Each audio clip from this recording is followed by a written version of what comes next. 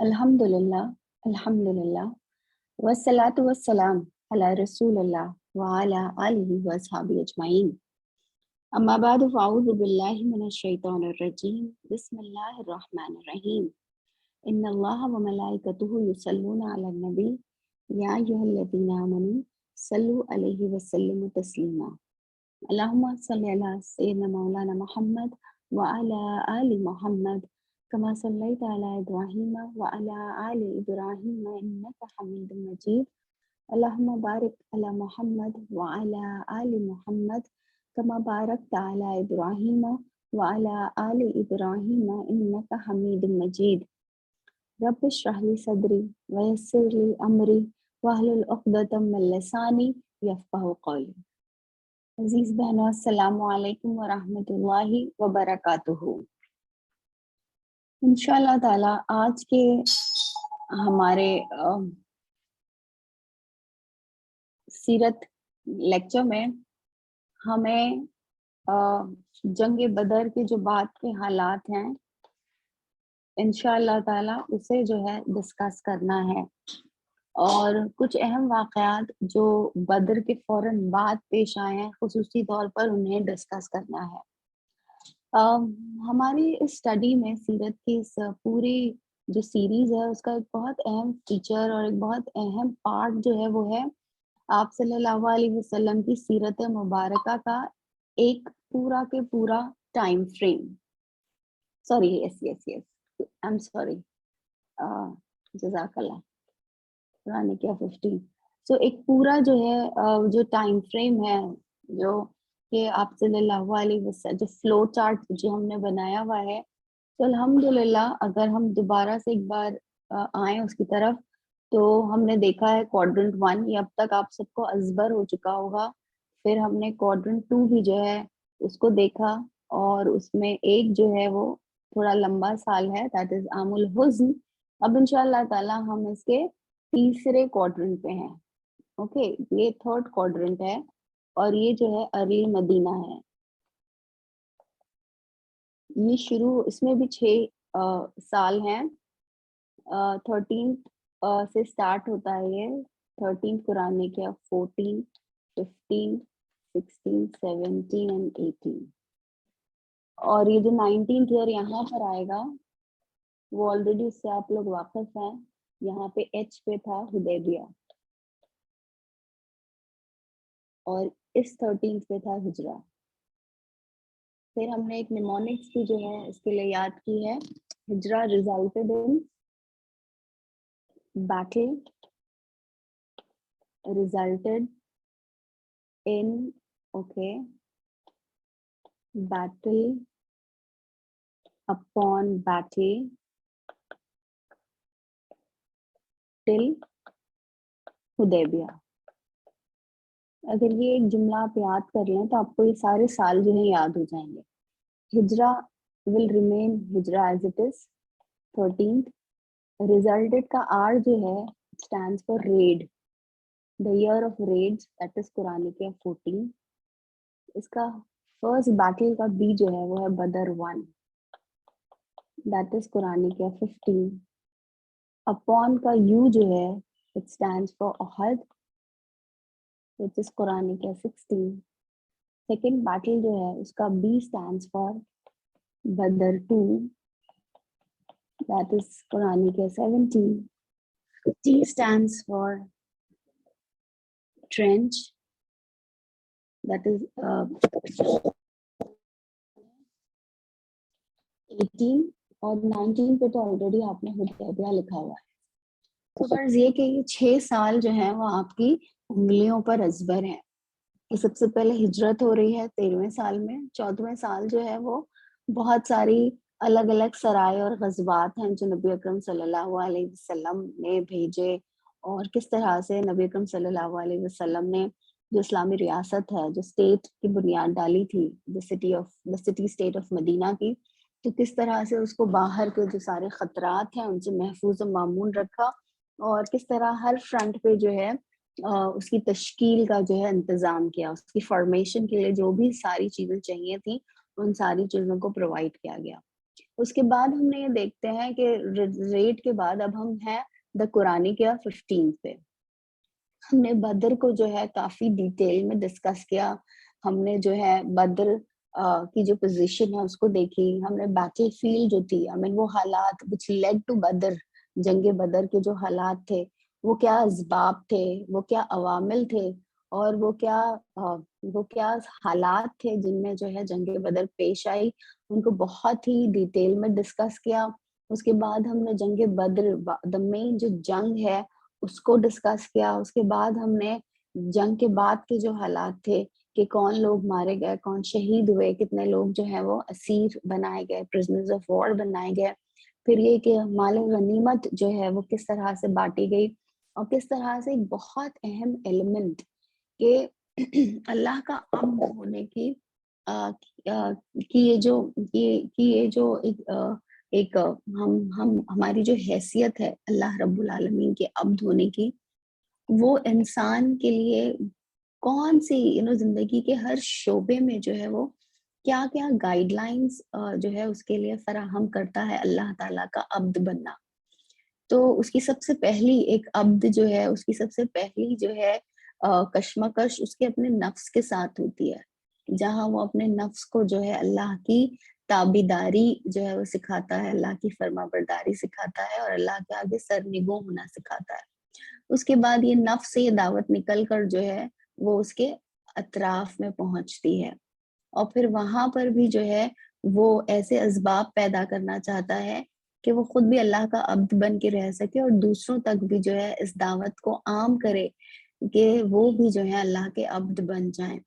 اب اگر کہیں اسے ریزسٹنس پیش آئے، اگر اسے کوئی مخالفت اور مزاحمت کا سامنا کرنا پڑے، تو ہمارا دین ہمیں سکھاتا ہے کہ ہمیں اس مزاحمت کے آگے سر نگو نہیں ہونا ہے، اس مزاحمت اور اس مخالفت کے آگے ہتھیار نہیں ڈال دینے ہیں، بلکہ اللہ تعالیٰ کا عبد بننے میں جو کوئی بھی رکاوٹ ہو، چاہے وہ میرے اپنے نفس کے اندر کی ہو، چاہے وہ میری اپنی ذات سے ریلیٹڈ ہو، میری اپنی فیملی سے ریلیٹڈ ہو، یا ایک آؤٹ سائڈ ورلڈ سے ریلیٹڈ ہو، جو کوئی بھی مزاحمت ہو اس کو جو ہے ریزسٹ کرنا ہے. اب ریزسٹنس کے بھی بہت سارے طریقے ہمیں بتائے گئے.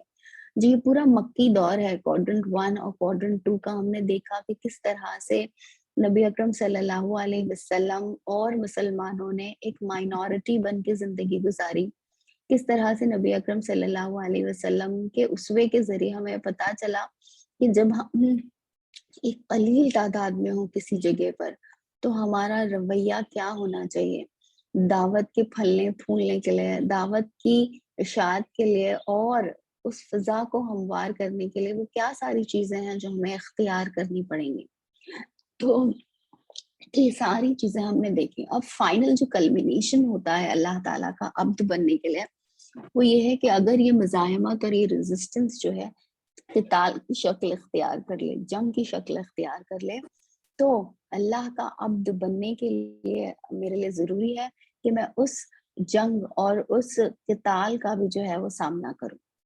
تو غرض یہ کہ یہ جو پوری کشمکش ہے جو چاہے مکی دور میں ہم نے دیکھی یا اب ہم جو مدینی دور میں دیکھ رہے ہیں، یہ سب کے سب دراصل ایک ایفرٹ ہے اللہ تعالیٰ کا عبد بننے کے لیے.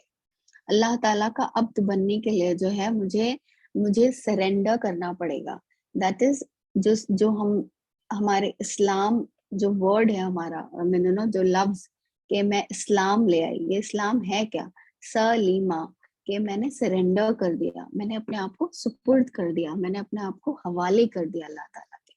تو زندگی کے ہر شعبے میں جو ہے میں نے اپنے آپ کو اللہ رب العالمین کے حوالے کر دیا.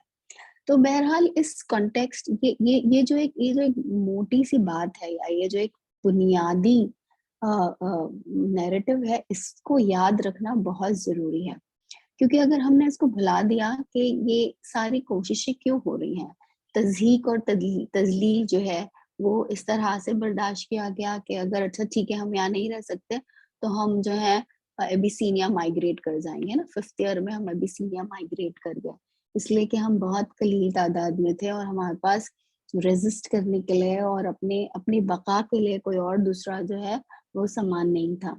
پھر ہم نے اس پورے دور میں دیکھا طائف کی گلیوں میں جو نبی اکرم صلی اللہ علیہ وسلم کے ساتھ ہوا خود مکہ کی گلیوں میں کہ آپ صلی اللہ علیہ وسلم کے لیے دوبارہ مکہ میں داخل ہونا دشوار ہو گیا.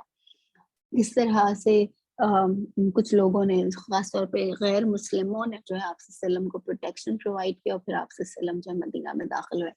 تو یہ ساری جو کشمکش جدوجہد اور یہ ساری جو اسٹرائیونگ ہے اس کا صرف ایک ہی لب لباب ہے. وہ لب لباب یہ ہے کہ مجھے اللہ تعالیٰ کا عبد بن کر اس دنیا میں رہنا ہے.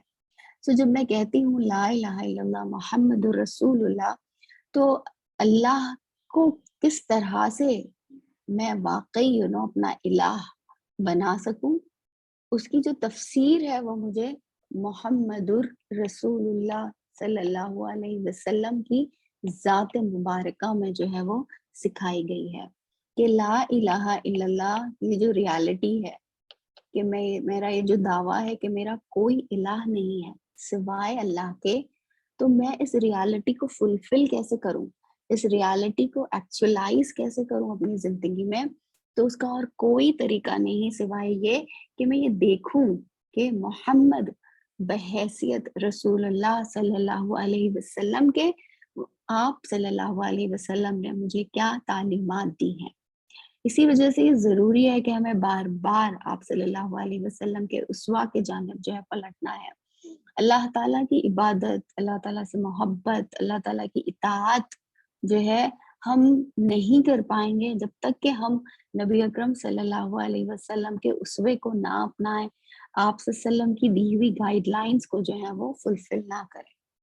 تو اس پوری تقریب کا مقصد یہ تھا کہ بار بار ہمارے ذہنوں میں یہ بات تازہ ہو کہ یہ جو میری زندگی کی سب سے بنیادی ریالٹی ہے لا الہ الا اللہ محمد الرسول اللہ, دراصل اس کا جو پہلا حصہ ہے لا الہ الا اللہ یہی ایکچولی بنیاد ہے نا ہمارے کلمے کی.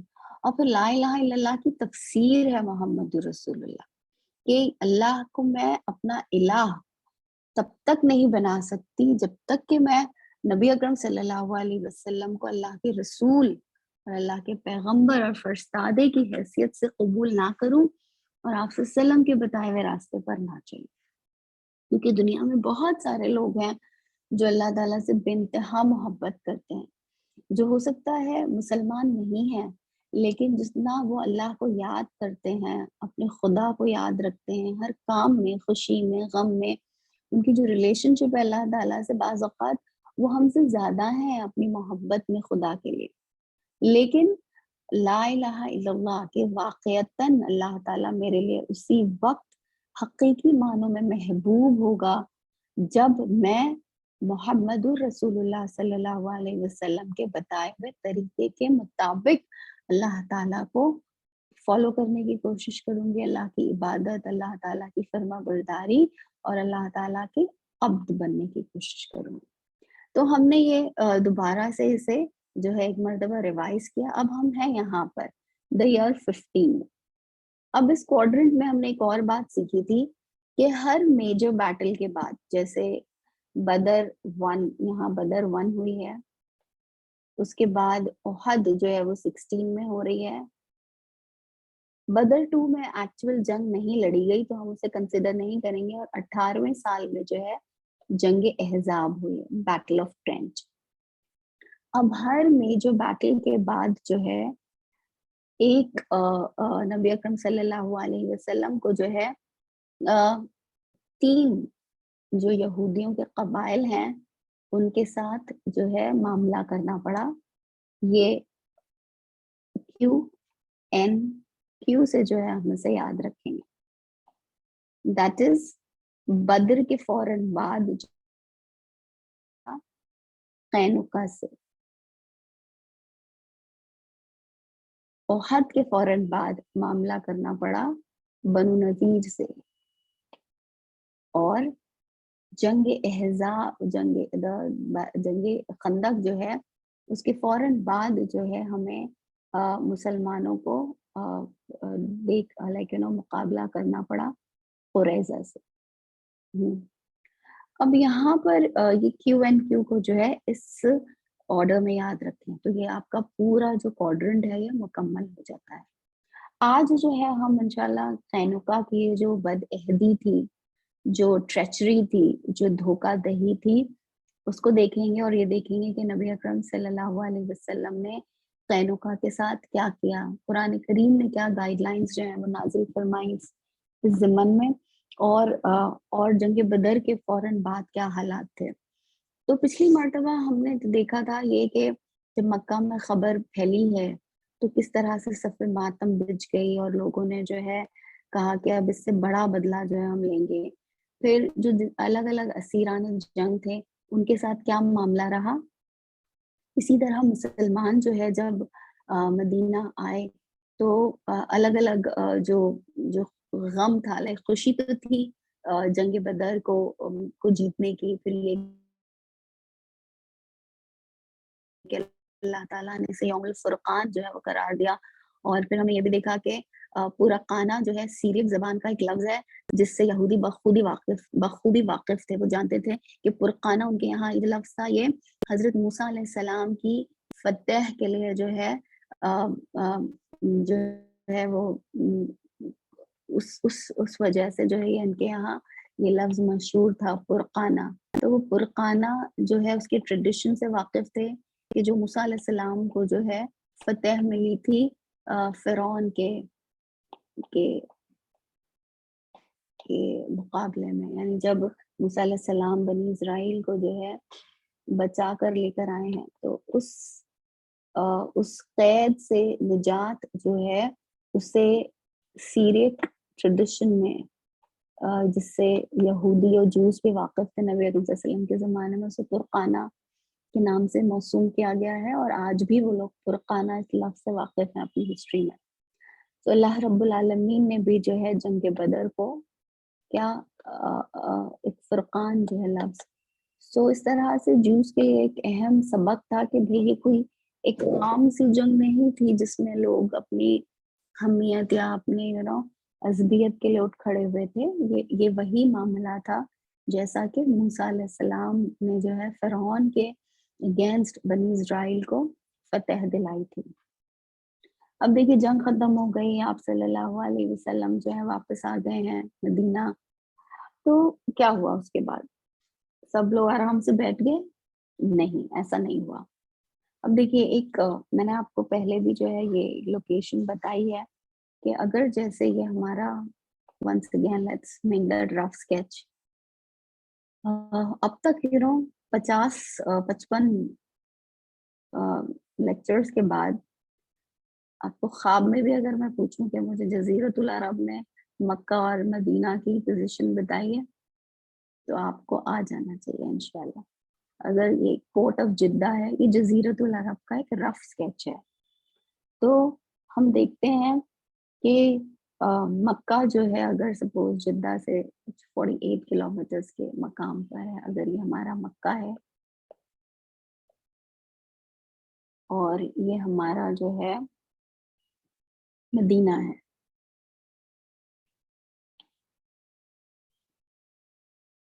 اوکے، اور یہ مدینہ اور مکہ کے اطراف دو بہت بڑے بڑے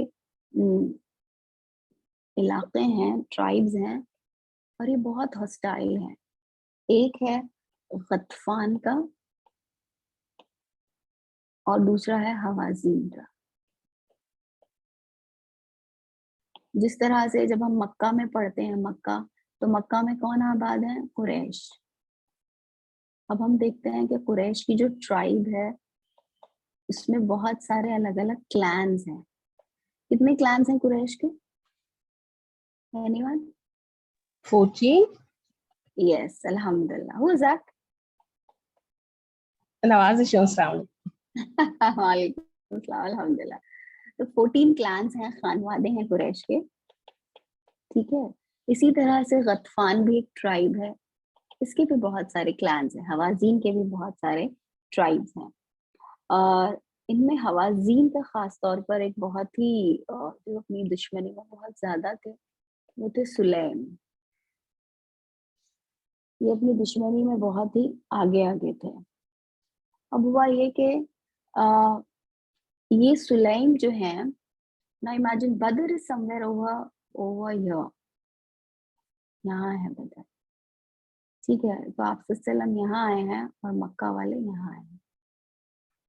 अब ये सुलैम वाले जो हैं, although they have learned that आप सल्लल्लाहु अलैहि वसल्लम has gone back to Medina, Quraish जो है वो मक्का में आ चुके हैं, लेकिन उन्हें ये लगा कि ये एक अच्छा मौका है, क्यों ना मदीना पे जो है हमला किया जाए। तो सुलैम जो है वो यहाँ से निकल कर आएगा और यानी वो मक्का के करीब है और वो यहाँ से मार्च करके मदीना में आता है और मदीना के आउटस्कर्ट्स पे आकर जो है वो हमला करता है। अब नबी अकरम सल्लल्लाहु अलैहि वसल्लम को भी खबर मिल जाती है कि ये लोग जो हैं हमला आवर हो रहे हैं, तो आप सल्लल्लाहु अलैहि वसल्लम जो है फौरन अपनी अपनी टुकड़ी को लेके निकलते हैं कि एक प्रीएम्प्टिव जो है उन पर अटैक किया जाए। नहीं ऐसा ना हो कि वो अंदर तक आ जाए, अभी तो ये आउटस्कर्ट्स पर ही आ रहे हैं, ताकि इसकी शिद्दत को ख़त्म किया जाए या इसका मुकाबला किया जाए। अब हुआ ये कि एक मदीना ही के अतराफ एक अल कुद्र का इलाका है। ये भी जो है दरअसल एक नखलिस्तान ही है, ओएसिस ही है। अब यहाँ पर जो है क्या होता है कि आप सल्लल्लाहु अलैहि वसल्लम अल कुद्र तक पहुंचे, लेकिन उससे पहले ही जो है सुलैम वाले जब अल कुद्र आए तो उन्हें न्यूज़ मिल गई कि आप सल्लम रवाना हो चुके हैं मदीना से और आप सल्लम खुद तशरीफ ला रहे हैं। तो फिर जो है उनके अंदर मुकाबले की हिम्मत नहीं रही और वो लोग सब कुछ अपना छोड़ छाड़ कर भाग गए। हुआ ये कि जब नबी अकरम सल्लल्लाहु अलैहि वसल्लम अल कुद्र पहुंचे हैं तो दुश्मन जा चुका था, लेकिन चूंकि वो हड़बड़ाहट में भागा था इसलिए उसने अपना बहुत सारा सामान, बहुत सारी चीजें जो साथ लाए हुए थे, फॉर एग्जाम्पल अराउंड 500 ऊँट थे उनके, जो वो छोड़कर भाग गए। अब जाहिर सी बात है, भाग रहा है ना, तो भागते वक्त इंसान तो बस जो बेयर नेसेसिटी होती है उसको लेके भागता है। तो अपना बहुत सारी जो है माल वहाँ छोड़कर चले गए। उनमें सबसे ज़्यादा प्रोमिनेंट जो थे ये ऊँट थे, जो तकरीबन 500 की तादाद में थे। तो ऐसा हुआ कि नबी अकरम सल्लल्लाहु अलैहि वसल्लम और मुसलमानों को जो है लाइक दुश्मन से जंग किए बिना ही जो है इतना माल गनीमत जो है वो हाथ लग गया। अब लाइक ये अल कुद्र इन्वेजन जो है ये एक अहम शक है। अगर आप सीरत की किताब पढ़ें तो आपको बार बार ये देखने मिलेगा। यहाँ जो बात हमारे समझने की वो ये कि एक जंग खत्म नहीं होती है, एक दूसरी परेशानी जो है वो सर पे खड़ी हुई है। एंड समटाइम्स जब हम सोचते हैं नबी अकरम सल्लल्लाहु अलैहि वसल्लम की हयात मुबारका के बारे में, तो हमें शायद ही कुछ ऐसे मौके और लम्हात नज़र आते हैं जब आप सल्लल्लाहु अलैहि वसल्लम जो हैं किसी न किसी बहुत अहम मसले और बहुत अहम इशू में ना उलझे हों।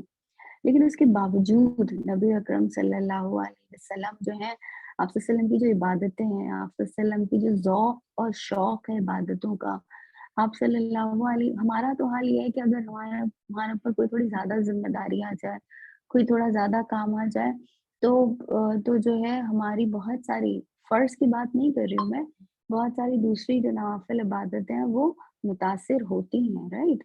हम उनको उस तरह से नहीं अंजाम दे पाते। लेकिन हम नबी अकरम सल्लल्लाहु अलैहि वसल्लम की सीरत मुबारका जब पढ़ रहे हैं तो देखते हैं कि एक परेशानी से निकलते नहीं हैं कि दूसरी परेशानी जो है वो मुँह फैलाए खड़ी होती है। और उन सबको जो है उनसे बचना सिर्फ आप सल्लम को अपनी ज़ात या अपने घर वालों के लिए नहीं है। नबी अकरम सल्लल्लाहु अलैहि वसल्लम की हैसियत एक सरबराह की भी है। नबी अकरम सल्लल्लाहु अलैहि वसल्लम की हैसियत अल्लाह के रसूल की भी है कि आप सल्लम को अच्छी तरह से अंदाज़ा है कि आप सल्लम के मुँह से इरशाद हर लफ्ज़ आप सल्लल्लाहु अलैहि वसल्लम का किया गया हर अमल जो है वो एक आफ़ाक़ी सिग्निफिकेंस रखता है। यानी ऐसा नहीं है कि जो लाइक उसकी अहमियत कितनी ज़्यादा है, तो इतनी सारी अमानतों का भार अपने ऊपर उठाए हुए फिर ये कि वही फिर मुसलसल नाज़िल हो रही है। सो हमारे लिए तो उस बात को कॉम्प्रिहेंड करना भी इतना मुश्किल है कि वो सारी चैलेंजेस, वो सारी कशाकश जो हम नबी अकरम सल्लल्लाहु अलैहि वसल्लम की सीरत मुबारका में और आप सल्लल्लाहु अलैहि वसल्लम की मुबारक ज़िंदगी में देखते हैं। یہی وجہ ہے کہ آپ صلی اللہ علیہ وسلم نے فرمایا کہ ہر نبی کے ساتھ جو ہے کوئی نہ کوئی ٹیسٹ اور آزمائش آئی، کہ کہیں پر جو ہے انہیں تان و تشنی کا جو ہے مقابلہ کرنا پڑا، کسی کو جو ہے جنگی مزاحمت کرنی پڑی، کسی کے ساتھ جو ہے اسے جسمانی جو ہے بیماری سے آزمایا گیا، یعنی ہر ایک کے لیے ایک الگ آزمائش تھی۔ لیکن آپ صلی اللہ علیہ وسلم نے فرمایا کہ آپ صلی اللہ علیہ وسلم کی زندگی میں، حیات مبارکہ میں، اس اتنی سی حیات مبارکہ میں جو ہے ساری آزمائشیں جو ہیں وہ کمپاؤنڈڈ فارم میں جو ہے وہ ہمیں موجود ملتی ہیں۔ اس کے باوجود آپ صلی اللہ علیہ وسلم کا توکل، اس کے باوجود آپ صلی اللہ علیہ وسلم کی وارستگی اللہ رب العالمین سے، اس کے باوجود آپ صلی اللہ علیہ وسلم کی عبادتوں کا ذوق و شوق، تو اس میں ہمارے لیے سبق یہ ہے کہ اللہ تعالیٰ کا عبد بننے کی ایک بہت پرائمری یا بنیادی ریکوائرمنٹ یہ ہے کہ مجھے اللہ تعالیٰ کی عبادتوں کا شوق ہو۔ ایسا نہیں ہو سکتا کہ میں اللہ کے نبی صلی اللہ علیہ وسلم کی عاشق بننا چاہوں گی، میں ایک اچھی مسلمان بننا چاہوں گی اور مجھے جو ہے اللہ کی عبادت کا شوق نہ ہو۔ ایسا نہیں ہو سکتا کہ میں اس بات کی متمنی ہوں کہ میں اللہ کے رسول صلی اللہ علیہ وسلم سے محبت کروں، اللہ کے نبی صلی اللہ علیہ وسلم کی عاشق کہلاؤں، اور یہ کہ میں ایک اچھی مسلمان بنوں، لیکن جو ہے مجھے جو ہے سجدوں میں رونا نہیں آتا ہو۔ سو یہ جو عبادتوں کا ذوق ہے، عبادتوں کا شوق ہے، یہ دراصل ایک بہت امپورٹنٹ ریکوائرمنٹ ہے ہماری ایک مسلمان ہونے کی، اور یہ جو ہے وہ سب کو نظر نہیں آئے گی، یہ پیورلی میرے اور اللہ رب العالمین کے بیچ کی بات ہے، اور اسی لیے جو ہے ہمیں اس بات کی مسلسل کوشش کرتے رہنا ہے۔ یہ ایک ایسا عمل نہیں ہے لائک عبادتوں کا شوق، عبادتوں کا ذوق، کہ وہ ایک بار سیکھ لیا بس اب جو ہے وہ جو ہے مکمل ہو گیا۔ یہ عبادتوں کا ذوق، عبادتوں کا شوق جو ہے یہ ایک مسلسل ہمیشہ کیا جانے والا، اور اپنے اندر اس کے اندر امپروومنٹ اور تازگی لانے کے لیے جو ہے ہمیں ایک ہر وقت جو ہے ایک نئی تازہ دم جو ہے وہ ایکٹیویٹی کو اختیار کرنا پڑے گا، اور مسلسل جو ہے اس کی آبیاری کرنی پڑے گی، مسلسل جو ہے اس کی دیکھ بھال کرنی پڑے گی۔ تو غرض یہ کہ نبی اکرم صلی اللہ علیہ وسلم کی سیرت مبارکہ میں ہمیں موجود پاتے ہیں کہ مزاحمتیں جو ہیں ہر طرف سے موجود ہیں۔ اب میں نے القدر انویژن کے بارے میں آپ کو بتایا، اب ہم آتے ہیں قینقاع کے پاس، بنی قینقاع۔ بنی قینقاع جو ہیں یہ دراصل جو دوسرے دو اہم جوش ٹرائب ہیں، بنو نذیر اور بنو قریظہ، ان سے ممتاز ہیں دو تین باتوں کی وجہ سے۔ سب سے پہلی بات جو انہیں ممتاز کرتی ہے بنو نذیر اور بنو قریظہ سے، وہ یہ ہے ان کی لوکیشن۔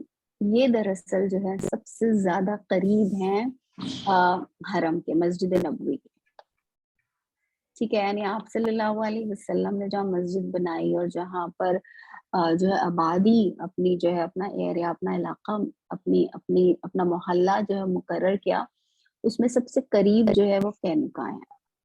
پھر یہ کہ قینقاع جو ہیں ان کے پاس جو ہے سادہ فرٹائل لینڈ ان کے پاس موجود تھا۔ بنو نذیر اور قریظہ جو ہیں وہ تھوڑے آؤٹسکرٹس میں ہیں، لیکن یہ لوگ جو ہیں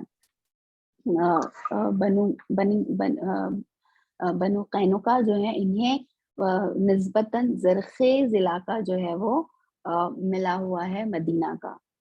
تو غرض یہ کہ ان کے پاس یہ بھی ایک ایڈوانٹیج ہے۔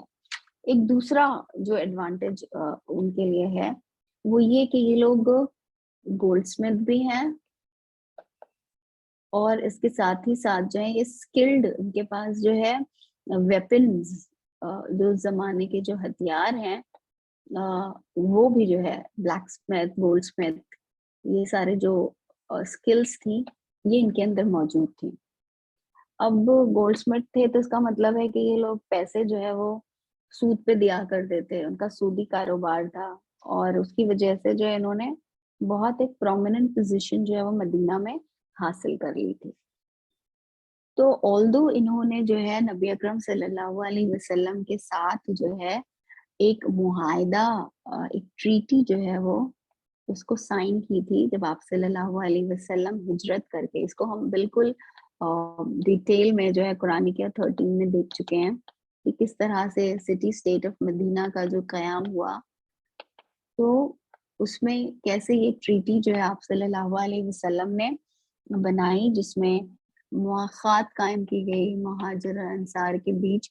اسی طرح سے جو ہے یہ جو جوش قبائل تھے ان کے ساتھ بھی جو ہے نئے الائنسز فورج کیے گئے، انہیں بھی جو ہے اس کے ڈیفینس میں شامل کیا گیا اور انہیں بھی ایک گروہ جو ہے وہ مان لیا گیا. although وہ مسلمان نہیں تھے، وہ غیر مسلمان تھے، اس کے باوجود آپ صلی اللہ علیہ وسلم نے انہیں اس معاہدے میں شامل فرمایا.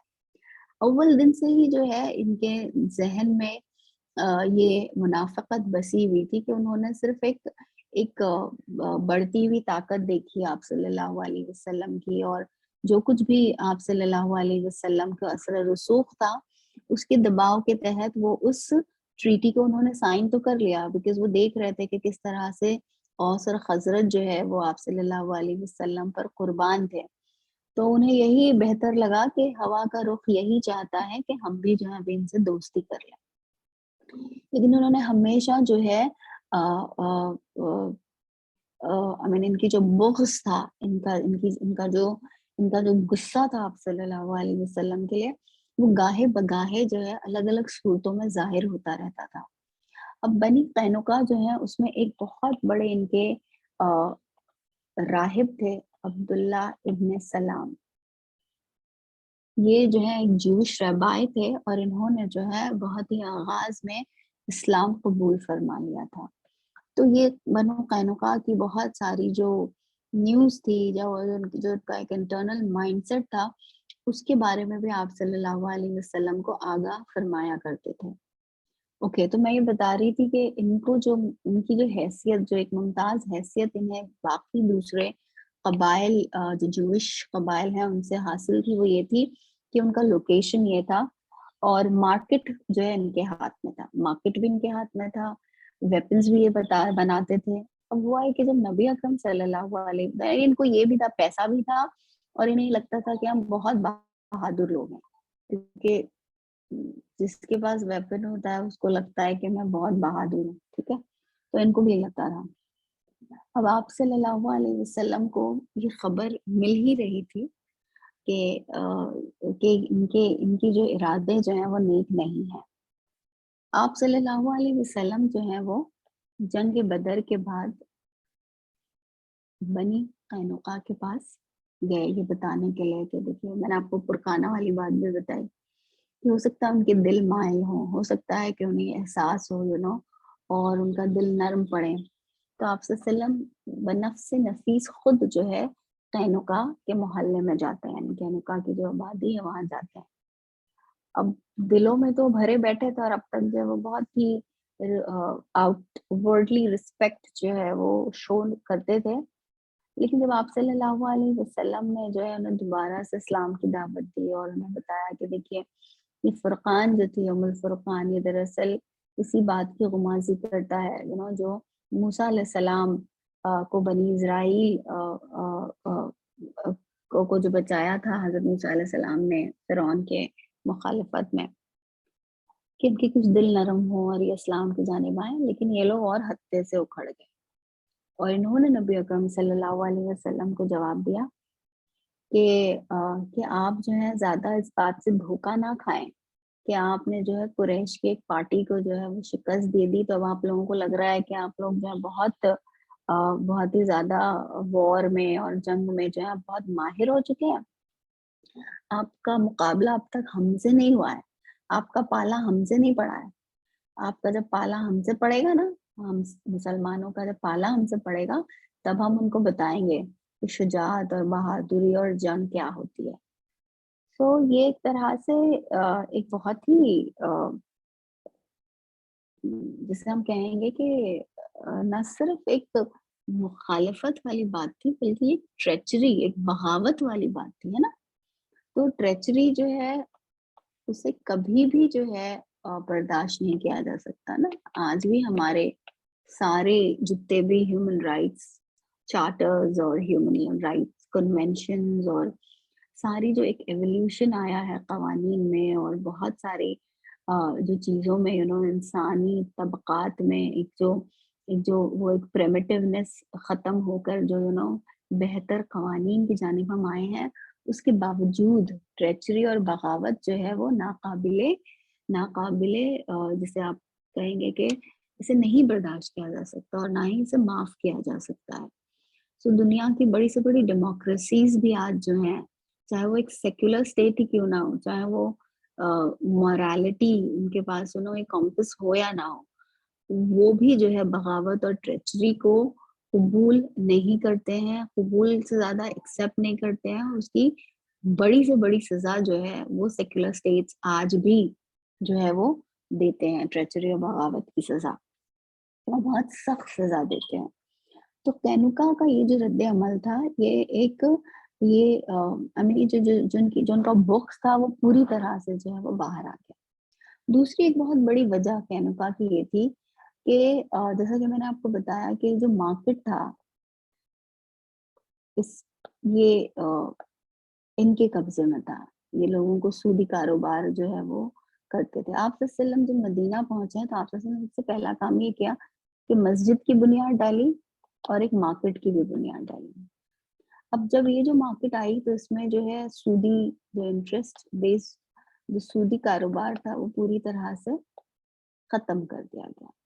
اب وہ بہت سارے ٹیکسز یا بہت سارے جو ریگولیشنز جوش یہ لوگ اپنی مارکیٹ میں کیا کرتے تھے، جو ان کی ایک مطلق العنانی تھی، وہ ختم ہونے لگی.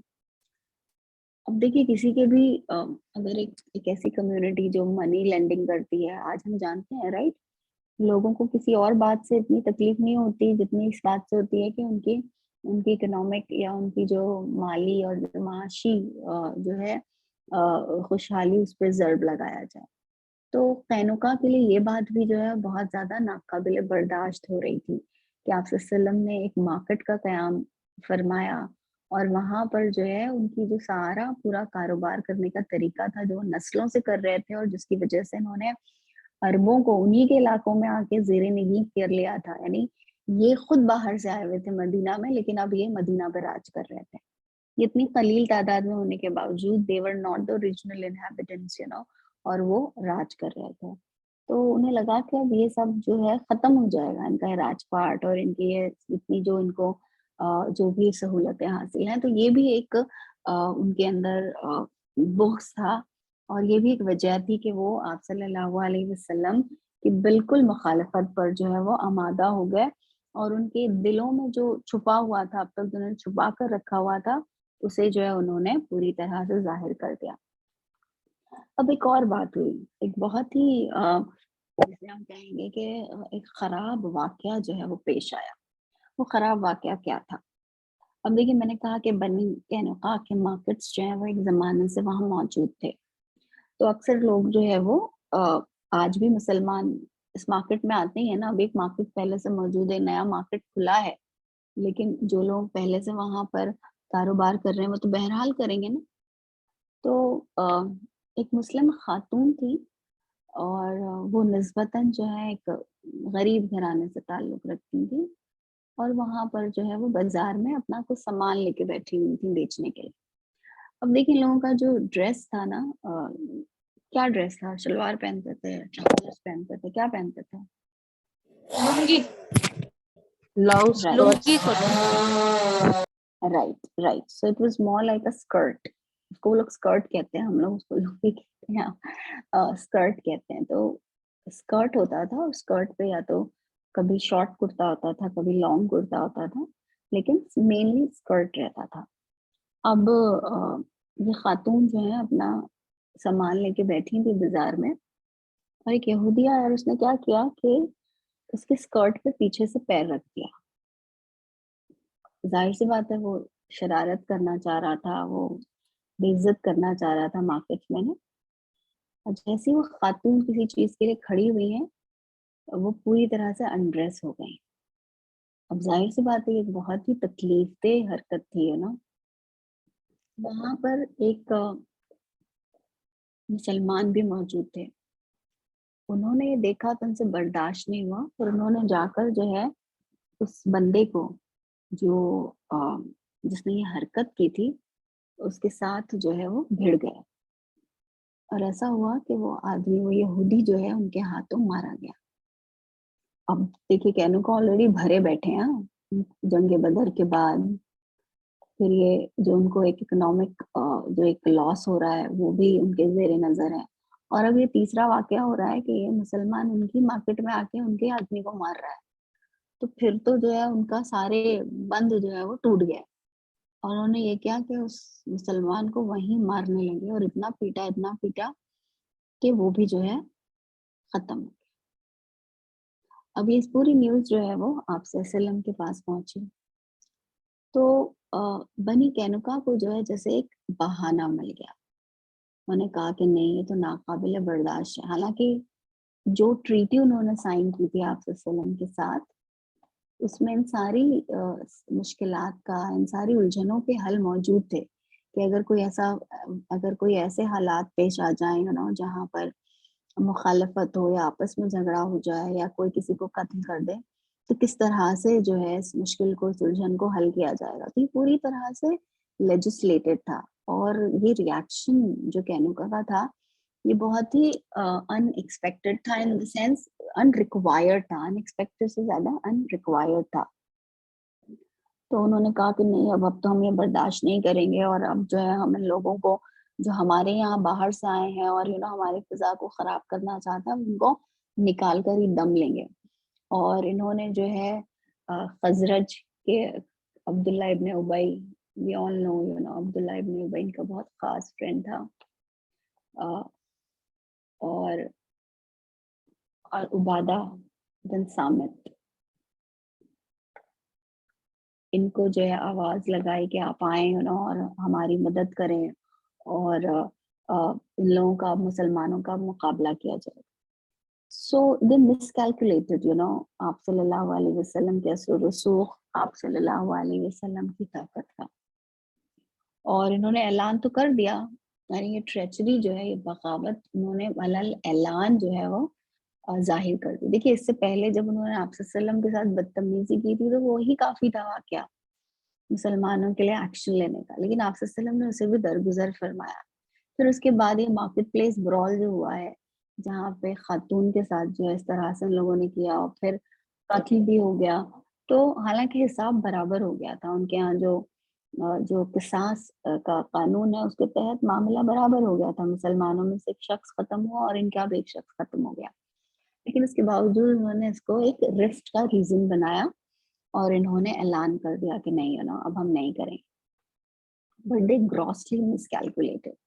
عبداللہ ابن ابی جو ہے وہ دیکھ رہا تھا کہ ہوا کس رخ پر ہے، اس نے عبادہ بن سامت کو بہت زیادہ جو ہے اس بات پہ آمادہ کرنے کی کوشش کی کہ چلیے یہ ان سے ہماری جو ہے پرانی ہماری دوستیاں ہیں، ہماری ہماری جان ہے، ہماری جان پہچان ہے، ہم یہ بھی چند دن پہلے آئے ہوئے مسلمانوں کے لیے اپنے پرانے دوستوں کو ساتھ تو اپنی دشمنی نہیں کر سکتے نا۔ لیکن عبادہ بن سامت بالکل آمادہ نہیں ہوئے، اور عبداللہ ابن ابی کو بھی اسی میں خیر نظر آئی کہ وہ اپنی محبت اور جوش کا زیادہ اظہار نہ کرے، کیونکہ کوئی بھی جو ہے اس بغاوت اور ٹریچری کو جو ہے وہ نہیں برداشت کرے گا۔ اسی طرح سے ہم دیکھتے ہیں کہ بنی کینوکا نے جو ہے اپنے آپ کو جو ہے اپنے قلعوں میں محصور کر لیا۔ ان کے جو محلے ہوتے تھے نا، ان کی کالونیز ہوتی تھی، اور کالونیز جو ہے وہ ایسے قلعہ بند ہوتی تھی، اس میں بڑے بڑی فصیلیں ہوتی تھی، دیواریں ہوتی تھی، تاکہ جب وہ سیکیورٹی کے لیے، ظاہر سی بات ہے، تو انہوں نے اپنے آپ کو اس میں بند کر لیا۔ اب انہیں لگا کہ ان کو مدد آئے گی، خزرج عبداللہ ابن ابی مدد لے کر آئے گا، دوسرے جو مدینہ کے لوگ ہیں وہ مدد لے کر آئیں گے، یا بنو نذیر اور بنی قریظہ جو ہے مدد لے کر آئیں گے، لیکن جیسے جیسے دن جانے لگا انہیں ریئلائز ہوا کہ ان کے پاس کوئی جو ہے وہ مدد نہیں آنے والی ہے، اور 2 ہفتے کے بعد جو انہوں نے خود سرنڈر کر دیا۔ اب دیکھیں اس بغاوت کا جو انجام تھا، اگر یہودیوں ہی کے ججمنٹ کے مطابق انہیں ان کا فیصلہ کیا جاتا تو اس کی سزا یہ تھی کہ جتنے بھی مرد ہیں جو قابل جنگ ہیں، یعنی جو جنگ میں حصہ لینے کے قابل ہیں، انہیں قتل کر دیا جائے، ان کی پراپرٹی کو، ان کی عورتوں، ان کے بچوں کو جو ہے اسیر بنا لیا جائے. یہ اس وقت کا ایک جنگی قانون تھا. بغاوت اور ٹریچری کا جو ہے یہ ہی انجام ہوتا تھا. لیکن عبداللہ ابن ابی اور نے خاص طور پر، اور خود آپ صلی اللہ علیہ وسلم نے جو ہے ان کو جلا وطن کرنے کا فیصلہ کیا. یعنی آپ صلی اللہ علیہ وسلم کی شان کریمی ہے. دیکھیے دیور ایلیجیبل کہ ان کے ساتھ یہ معاملہ کیا جاتا ہے، ان کو ہارش پنشمنٹس دی جاتی، لیکن آپ صلی اللہ علیہ وسلم نے ان کے ساتھ نرمی کا معاملہ فرمایا. عبداللہ ابن ابی نے جو ہے جب دیکھا کہ اب جو ہے قینقاع پوری طرح سے پھنس چکے ہیں، تو وہ بھی جو ہے اپنی اس بدتمیزی کو کنٹرول میں نہیں رکھ پایا، جس کو وہ بہت ایک خوبصورت جامہ پہنا کر مسلمانوں کے سامنے پیش کیا کرتا تھا آپ صلی اللہ علیہ وسلم کے ساتھ بات چیت کرنے کے دوران. تو اس نے آپ صلی اللہ علیہ وسلم کا کالر پکڑ لیا اور کہنے لگا آپ کو ان کے ساتھ نرمی کرنی پڑے گی، یہ ان کی ہماری پہلے کی جو ہے وہ دوستیاں ہیں، آپ آ کے ہماری ان دوستیوں کو جو اس طرح سے نہیں مٹا سکتے. پر بہرحال آپ صلی اللہ علیہ وسلم نے جو ہے ان کو جو ہے جلا وطن کیا اور ان کو جو ہے وہ سزا نہیں دی جس کے وہ مستحق تھے. اب دیکھیے بہت سارے قرآن کریم کی آیتیں ہیں جو بنی قینقاع کا یہ جو پورا معاملہ ہوا ہے اس کے لیے جو ہے ہمارے لیے کافی ہیلپ فل ہوں گے اگر ہم سمجھیں. لیکن 2-3 باتیں جو بہت زیادہ ہمیں دھیان میں رکھنی وہ یہ کہ بنی قینقاع نے بغاوت کی تھی. ایسا نہیں ہوا کہ وہ آپ صلی اللہ علیہ وسلم کو تھوڑی طاقت ملی مدینہ کے، جنگ بدر میں جنگ حاصل ہو گئی تو وہ آپ صلی اللہ علیہ وسلم نے یہ کیا کہ یہودیوں کے ساتھ جو ہے اتنا برا معاملہ آپ صلی اللہ علیہ وسلم کرنے لگے. بہت سارے جو اورینٹلسٹ ہیں وہ اسی رنگ میں اس واقعے کو پھر نذیر اور بنو قریظہ کے واقعات کو پیش کرنے کی کوشش کرتے ہیں. وہ یہ ہمیں سمجھانا چاہتے ہیں کہ دیکھیے Muhammad at Makkah and Muhammad at Madinah 2 الگ الگ لوگ ہیں. مکہ میں تو یہ بڑے نرم دل تھے اور بہت لوگوں کے ساتھ سہولت کا معاملہ کرتے تھے، لیکن مدینہ کے بالکل بدل گئے. طاقت حاصل ہو گئی اور ریاست حاصل ہو گئی تو بری طرح سے بدل گئے، لوگوں کو جلا وطن کرنے لگے، لوگوں کو اس طرح سے مارنے لگے، ان کے ساتھ جنگ کرنے لگے. لیکن جب آپ واقعتاً ان واقعات کو پڑھیں گے اور ان کی تفصیلات میں جائیں گے تو آپ کو ریئلائز ہوگا کہ ان کی اتنی بدتمیزیوں کے باوجود، ان کی اس بغاوت کے باوجود، جس کی سزا آج بھی جو ہے کیپٹل پنشمنٹ کے سوا کچھ اور نہیں ہو سکتی، نبی اکرم صلی اللہ علیہ وسلم نے ان کے ساتھ نرمی کا معاملہ جو ہے وہ پیش فرمایا ہے.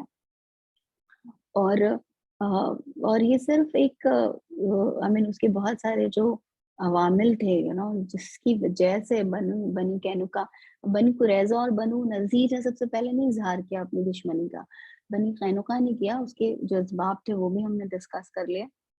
سو with this I think we'll end today's lecture. Allah تعالیٰ سے دعا ہے کہ اللہ تعالیٰ ہمارے اندر اللہ کا عبد بننے کی ایک بہت ہی اسٹرانگ ارج اللہ تعالیٰ ہمیں دے.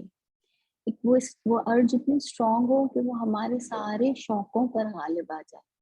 وہ ارج اتنی اسٹرانگ ہو کہ وہ ہمیں تمام ہماری مصروفیات اور ہماری زندگی کی تمام پرائیورٹیز میں سب سے ٹاپ پر وہ ہماری پرائیورٹی بن جائے. اللہ تعالیٰ ہمیں اپنا عبد بنا لے. لا الہ الا اللہ محمد رسول اللہ کو ہماری زندگی کی ریالٹی بنا لے. اس دنیا میں جب تک ہم رہیں ہماری زندگی لا الہ الا اللہ محمد رسول اللہ کی تفسیر بن جائے.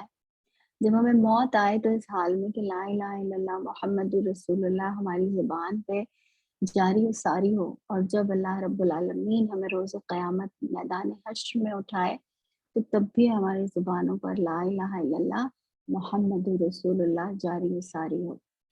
اللہ تعالیٰ ہمیں اپنا مسلمان بنائے اور ہر وقت ہمیں اللہ تعالیٰ کے ساتھ اپنے رشتے کو خوبصورت سے خوبصورت بنانے کی توفیق عطا کرے. اللہ تعالیٰ ہم سے راضی ہو جائے، اللہ تعالیٰ ہمیں راضی کر لے. اللہ تعالیٰ ہمیں اور ہماری ذریت کو آل محمد صلی اللہ علیہ وسلم میں شامل فرما لے. وآخر دعوانا ان الحمد للہ رب العالمین. جزاک اللہ شکرا.